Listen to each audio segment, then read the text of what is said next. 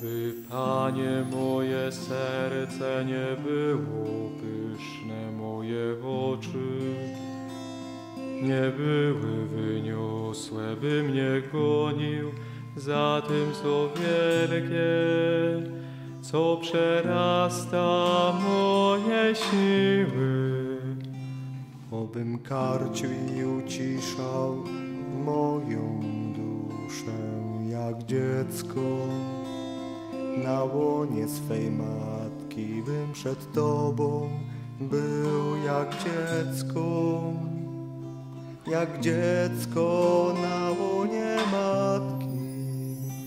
Obym Jezu ufał Tobie, nie wierząc swym uczuciom, bym zostawił złote myśli,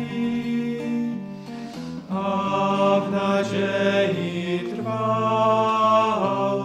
Obym kochał tylko Ciebie, całym sercem, całą duszą i nie szukał swej korzyści.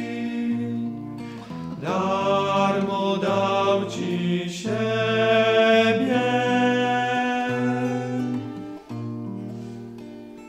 Oby, Panie, moje serce nie było pyszne, moje oczy nie były wyniosłe, by mnie gonił za tym, co wielkie, co przerasta moje siły. Obym karcił i uciszał moją duszę jak dziecko. Na łonie swej matki bym przed Tobą był jak dziecko na łonie matki. Obym Jezu ufał Tobie, nie wierząc swym uczuciom, bym zostawił